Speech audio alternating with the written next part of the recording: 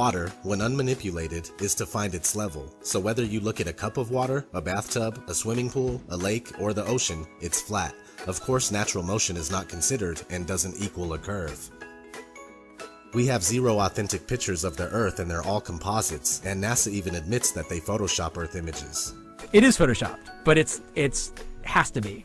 On numerous occasions, NASA admits that we can't go beyond low Earth orbit, which is between 99 miles and 1,200 miles away. The interesting thing is that the moon is said to be 238,000 miles away, which is a difference of 236,800 miles. No matter if you're on the ground, on top of a building, a mountain, a hot air balloon, an airplane, or looking at high-altitude amateur balloon footage, the horizon never fails to rise right to your eyes. Whether you are looking at Toronto's skyline from Niagara-on-the-Lake, 31 miles away, Chicago's skyline from Union Pier, 43 miles away, or even Oahu from Kauai, which is up to 108 miles away from center to center, or 73 miles away from the closest points. You will not see any curvature where it's supposed to be.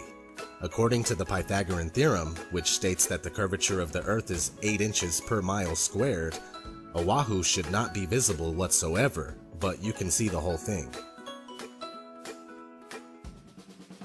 In 1887, Albert Michelson and Edward Morley conducted what's known as the Michelson-Morley experiment.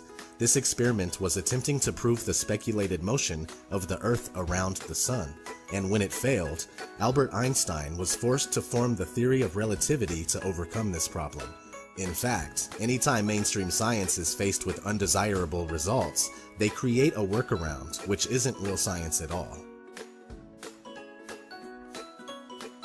The Sun is claimed to be 93 million miles away, with a radius of over 400,000 miles, but can easily be proven to be much closer and smaller by tracing the crepuscular rays back to its origin in the sky.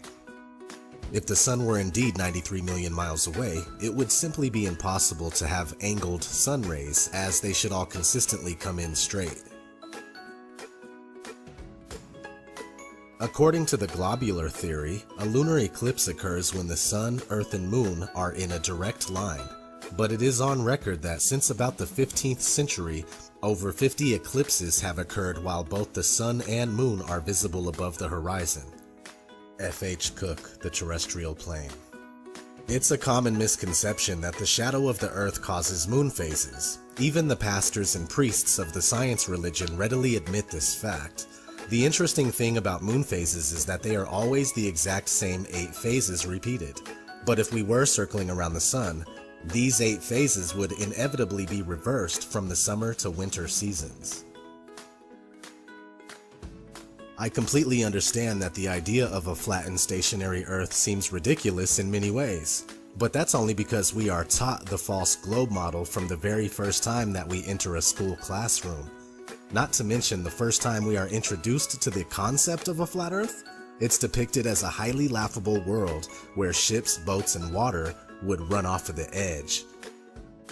So I do get it, but it's all part of the deception. I've spent 30 years of my life believing that we were on a spinning globe. It wasn't until I unbiasedly and scientifically investigated the flat Earth claims that I started to realize that there is more to this theory than I originally gave it credit for. Now, after almost 2 years of research, I'm certain that the Earth is flat.